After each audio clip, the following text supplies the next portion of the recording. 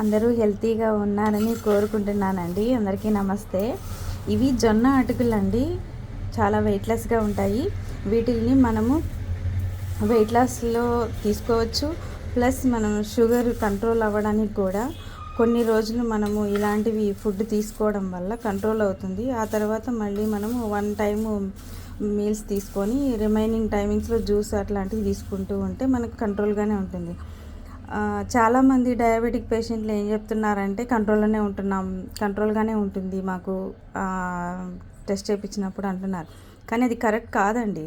ఎట్లా అంటే మీరు ట్యాబ్లెట్స్ యూస్ చేస్తూ కంట్రోల్ అంటున్నారు, దానికి కంట్రోల్ అనరండి, సప్రెస్ చేయడం అంటాం. ఎప్పుడైతే మీరు ట్యాబ్లెట్స్ పూర్తిగా ఆపేసి కంట్రోల్లో పెట్టుకుంటే అవి నార్మల్గా వస్తుంటే అప్పుడు మీరు కంట్రోల్లో ఉన్నట్టు. ఇది ఒక్కటి మీరు గమనించుకోండి.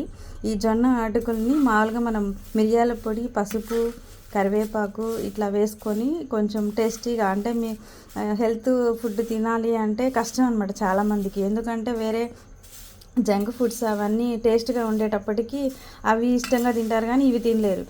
వీటిని కూడా మనము మంచి టేస్టీగా చేసుకోవచ్చండి. ఇవన్నీ కూడా ఇలా మనం టేస్ట్గా చేసుకుంటే తినడానికి బాగుంటాయి. సో వాటి మీదకి, ఆ జంక్ ఫుడ్ మీదకి మనకు మనసు పోదనమాట ఇలా తీసుకోవడం వల్ల. దీంట్లో కొద్దిగా పల్లీలు, నువ్వులు మన ఇష్టం ఏమైనా మిక్స్ చేసుకొని, ఆనియన్స్, టమోటా, క్యారెట్ ఇట్లాంటివి వేసుకుంటే ఫుడ్ లాగా కూడా తీసుకోవచ్చు దీన్ని. ఇలా తీసుకొని మీరు హెల్తీగా ఉండాలని కోరుకుంటున్నానండి.